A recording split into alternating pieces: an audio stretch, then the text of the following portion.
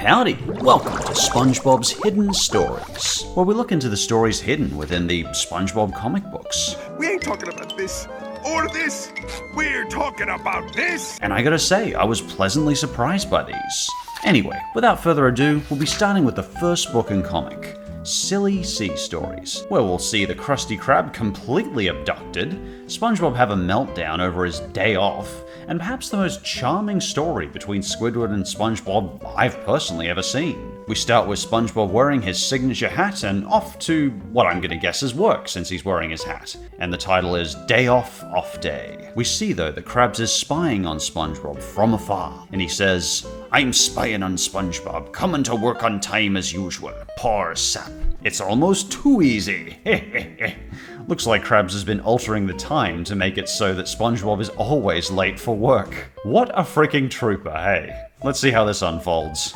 SpongeBob bursts into the Krusty Krab well and truly on time, and the first thing Krabs says is, "SpongeBob, you're late." Surprised, SpongeBob says, "Again? That's the 93rd day in a row, and I left for work 8 hours early today." The trooper that Krabs is, he's once again taking advantage of SpongeBob's trusting nature. "I think I'll have to fire you, boy." Oh yeah, like you'd ever do that. "Please, Mr. Krabs, let me work on my day off again to make it up to you." And Krabs, just being the nice guy he is, says, "Working an entire day to make up for that minute you missed isn't fair trade in my book. But I like you, lad, so okay." Jeez, this guy. But a stranger interrupts who saw the whole interaction. You might have seen him at the start there. "Excuse me, how many days have you worked without a day off?" 93. "What's it to you, lubber?"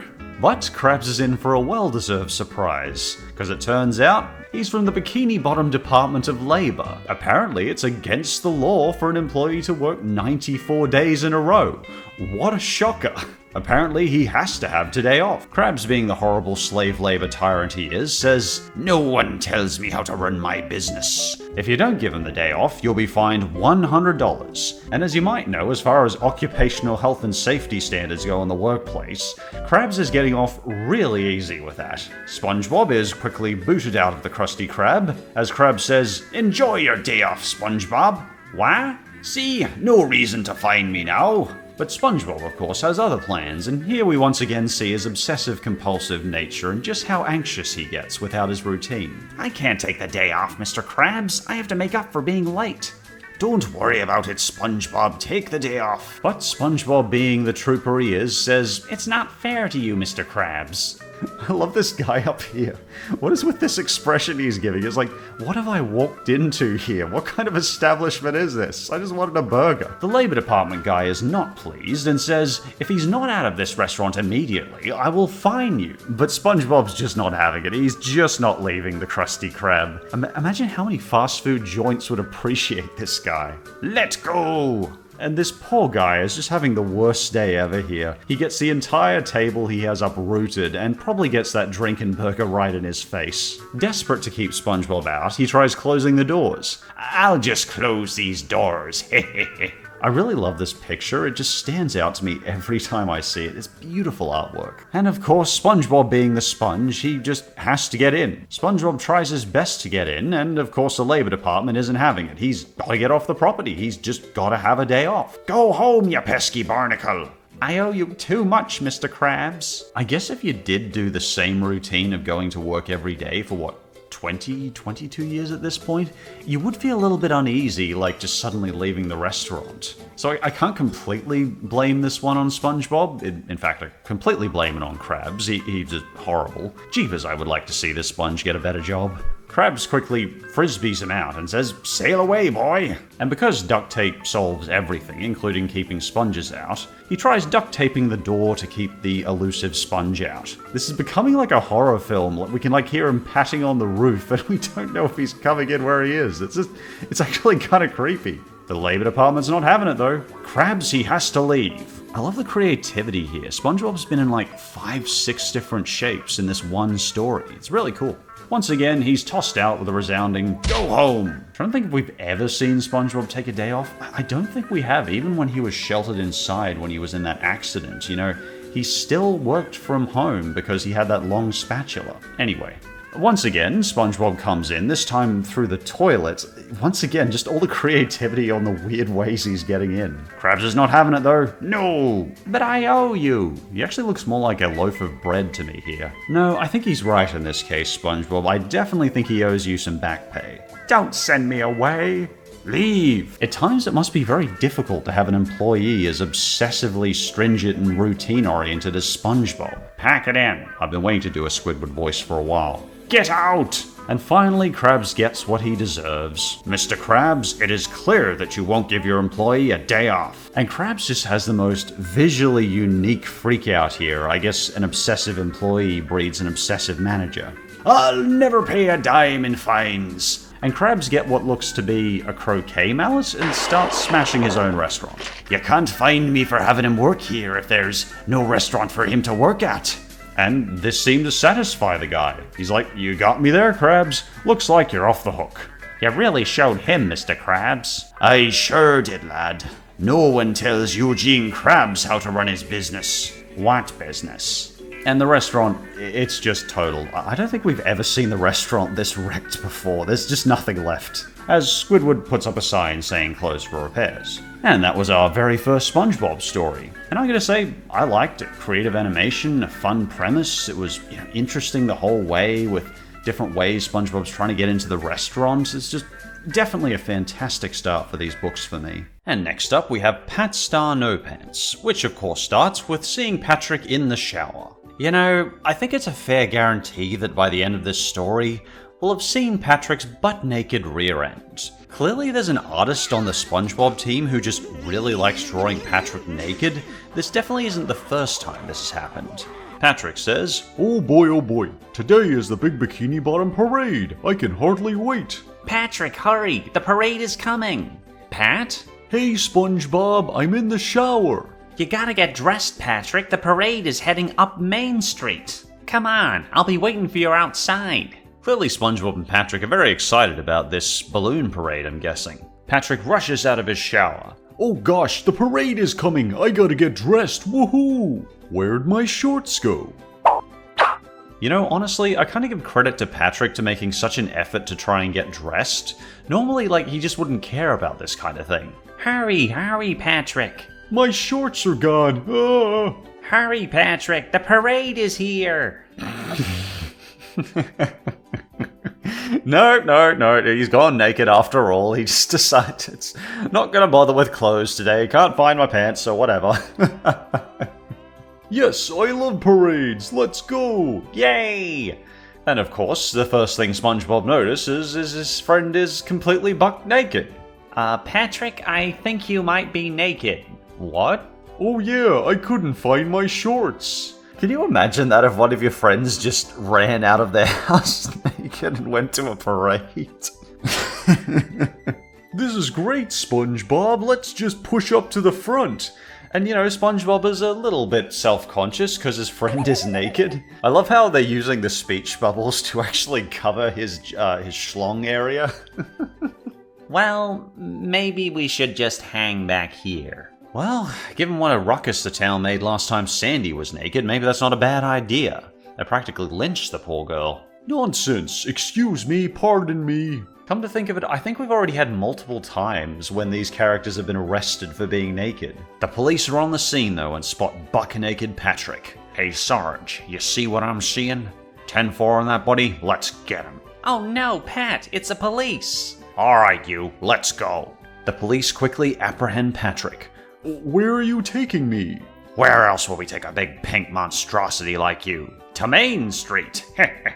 Chief, the missing balloon is back in the air. I can see my house from here. I know it's a cheesy ending, but I actually really like this ending. It's very charming. There's something I dig about these comics. They're so full of warmth and charm. They're not necessarily overly complex, but they're just pleasant. And I think, a lot of people could use a bit more of that right now. And next up, we have Spongy returning to boating school. Honestly, I'm just not keen on that cliche of Mrs. Puffs dealing with SpongeBob's anxiety and incompetence behind the wheel. And if SpongeBob does not pass this one, it means another whole year of boating school! But what interests me more here is the insight we get into the strange ways SpongeBob's mind can work. So, it's interesting canon to me. We start with mostly Mrs. Puff cliches. SpongeBob is just totaling the boat multiple times in every direction in the boating school. Puffs, of course, laments spending another year with SpongeBob, so she breaks down the way he can drive into 4 steps.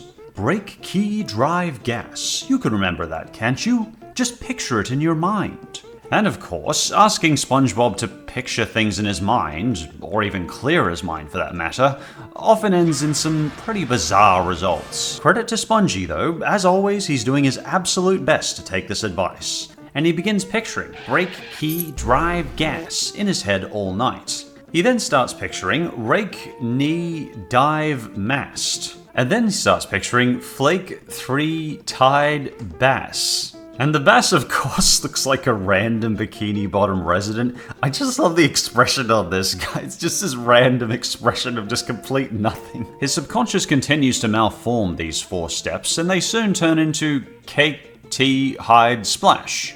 Or snake, flea, hive, glass. Or steak, ski, chive, grass. You're really off the money here, Spongy. This isn't going to end well, is it? The next day comes by and Mrs. Puff says, "Good morning, SpongeBob. Have you been picturing your driver's test?" Sure have, Mrs. Puff. And SpongeBob, he's not looking good.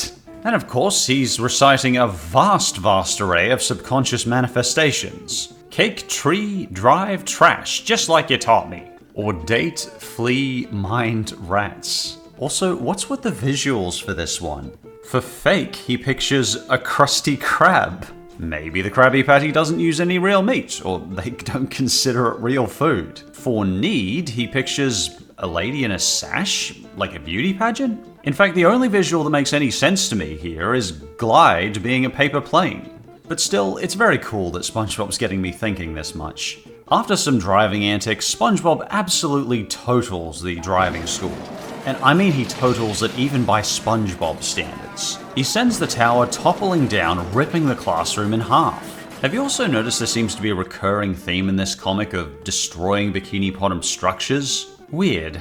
Again, not a big fan of the overdone Puff shtick, but some good insight into SpongeBob's mind in this one. And next we have what is definitely among my favourite stories in this book, as it's a very cute team-up between Squidward, SpongeBob, and his grandma of all people. The title is Great Grandma. SpongeBob's on the phone to his grandma, and he chippily says, "Of course I'll come visit you, Grandma, and bring one of my little friends along? Absolutely." He heads over to Patrick, of course, and says, "Grandma never asked me to bring a friend along before. I must not let her down. Oh, Patrick." But it turns out Patrick's gone to nap camp.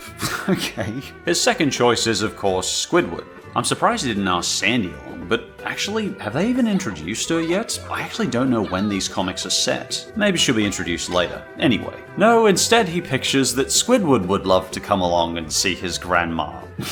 What a weird thing to ask your friend. You want to come see my grandma? Excuse me.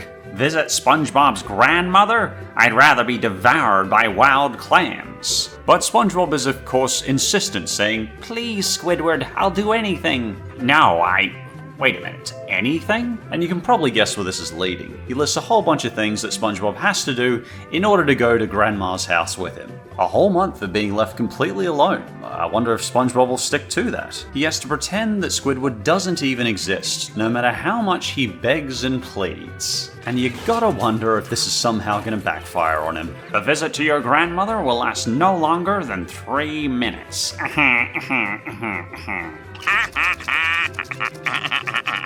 SpongeBob's disappointed, but I think he just wants a friend along. And he's taking it a bit far. He doesn't want to listen to her music, he doesn't even want to eat anything she cooks. So here Squidward is, along with SpongeBob to see his grandma. I'm just thrilled to see this situation occurring at all. "I see you brought one of your little friends." I don't know why I've made her sound like the Wicked Witch, but let's just run with it. "Grandma, meet my very, very, very good friend Squidward." "Hi." Grandma seems to have a golden rule though, which is a really weird rule for like a grandma or a retiree who normally is, really enjoying of company. Never come over uninvited. What a weird rule. Wouldn't dream of it. Now, how about we get this 3-minute visit over with? And this is where things start to turn around, because Grandma tries to put on some music, and it happens to be like Squidward's favourite clarinet master, Claro. And Grandma has a genuine Stradiclaris, and Squidward is flabbergasted. He even loves her cooking. She teaches him how to make a coral quiche with seaweed butter. I tried for years to make one of those. You said to refuse to eat it, right? I said quiet. It's like Grandma and Squidward are soulmates. They have such similar tastes. They even start to do their own self-portraits. You might remember Squidward doing some interpretive dancing as well, and apparently Grandma's into that too, which is awesome to see. And I personally just love seeing SpongeBob delighted like this. Like, who would think we'd see this setting of Squidward, SpongeBob, and his grandma all playing together? It's just so cute. They all have a ball, and the next day Squidward wants to come back. But of course, there is the golden rule. Welcome, but only if you're invited. It's just such a weird thing for anyone to put up there. Like, you're welcome, but only if you're invited.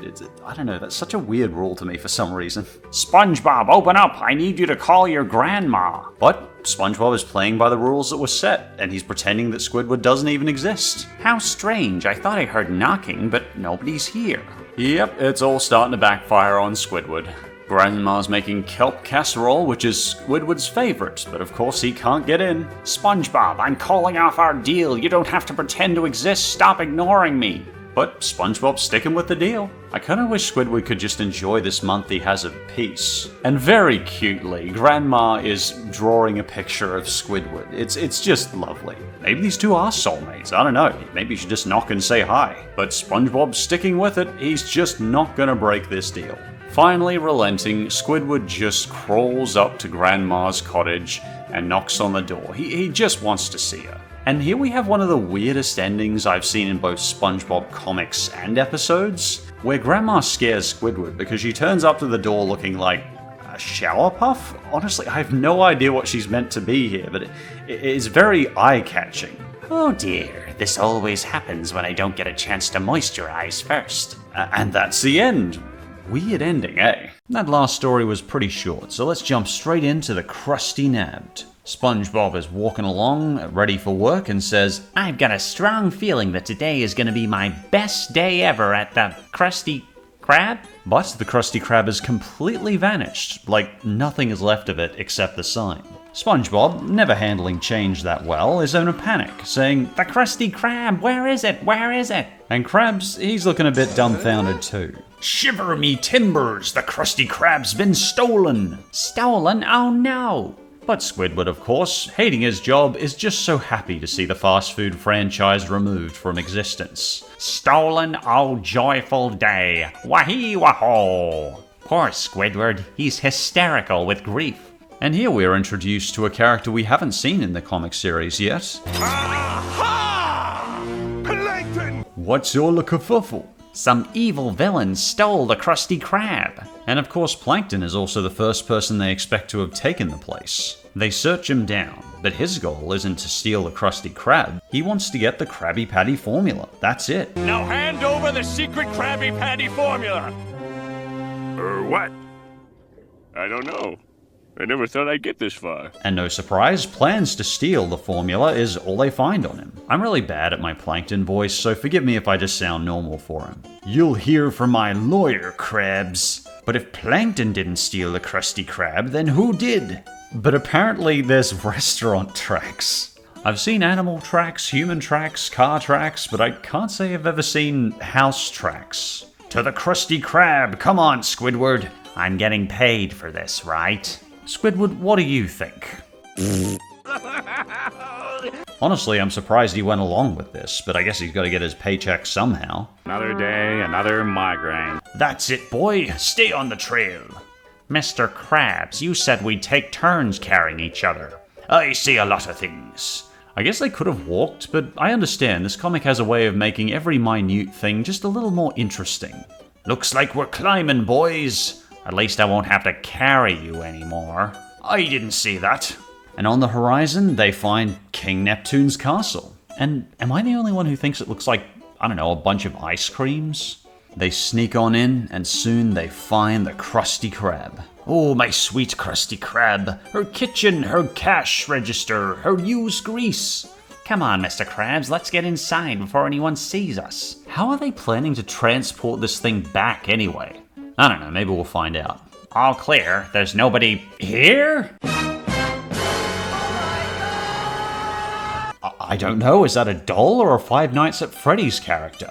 I love the animation on these dolls. It's so unusually different to what we normally see in Bikini Bottom that it really stands out. You get the feeling it's something otherworldly. Look at the face of this clown here. This is the face of something that is about to commit genocide. What are you so scared of? They're just dolls. Who would possibly have life-size dolls? They're still dolls. Just clear them out and we'll take the Krusty Krab home. And Squidward raises the question that I've been wondering. How? I'm working on that. Put your backs into it. But then we discover the true owner of these dolls. What's the matter, my darling Jody? It's King Neptune and what appears to be his daughter. Those dweebs are stealing my dolls. Who dares to steal the dolls of the king's niece? Oh, his niece, my mistake. Please, your highness, we're not stealing your niece's dolls. We just come to fetch the Krusty Krab. I got to admire the stones on Krabs here. Even admits to God, when a god has literally stolen his home, his business, he's still asking that god for the business back. And what, pray tell, is a scuzzy scab? That's Krusty Krab, sir. Whatever. So it turns out his niece is using the Krusty Krab as her dollhouse now. And once again, major courage on these characters. A god is stepping up to them and saying, "Bugger off, I took your business." And SpongeBob steps up and says, "That's not fair. The Krusty Krab belongs to Mr. Krabs. You can't just take it." Ha ha, little sponge. I like your spirit. Therefore, I proclaim that if you can win my challenge, you may take your restaurant. Fine. What's the challenge? You must amuse my niece better than professional entertainers. Got it. And to be fair, if SpongeBob has shown us anything over the last 2 decades, it's shown he can really keep people's interest. At first it doesn't look promising, but then Squidward falls into a tub of grease and apparently the niece finds it hysterical. So Neptune holds up his end of the deal and sends them on their way. Fine, that dollhouse smelled like onions anyway. Hold tight, mere mortals. And apparently for the first time, Plankton is actually filing a lawsuit regarding his assault and his confrontation with Krabs. Why has he never done this before? He gets squished by Krabs all the time. And the entire Krusty Krab lands on him. He considers it kinda painful.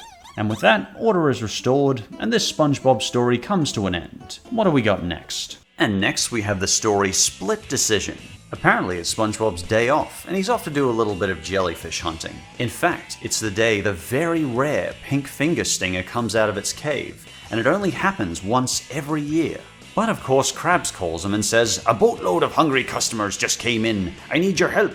And I like that SpongeBob doesn't immediately abandon his personal life in order to cave to his boss. He thinks about this. Jellyfishing is really important to him. I wish he'd said, "Sorry, Mr. Krabs, I can't come in today. I've got other things I've got to do." But I guess we wouldn't have got this panel of SpongeBob ripping himself in half if he had. I think it's a pretty common wish for people to want to be 2 places at once. I've certainly wanted to be 2 places at once many times before.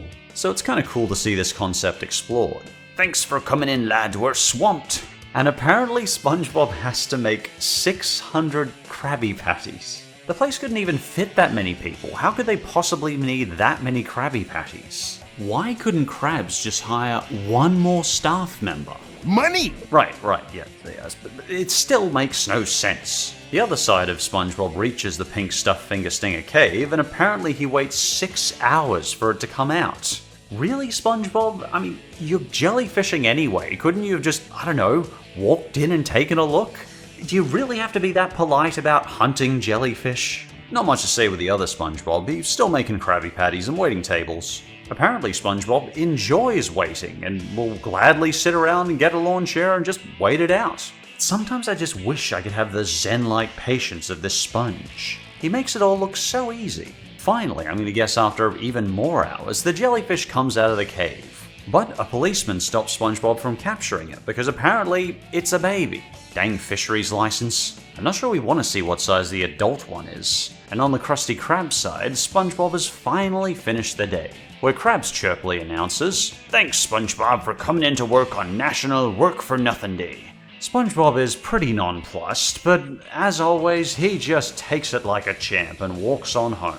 I hope someday, through meditation and calm, to find half the patience of this sponge. Because after 6 to 8 hours of him waiting for that stupid jellyfish only to discover he can't capture it, and working a 6 to 8 hour shift at the Krusty Krab for nothing, he just says, "Well, that worked out well." Props to you, SpongeBob. Props to you. And that's the end of that story. On the next page we get a cute little ad of Krabs trying to get kids to sell his Krabby Patties for him. I definitely do get tired of the shtick of Krabs just being a one-note money-grubbing jerk, but you know, it's a short panel and I can't complain, it's kind of funny.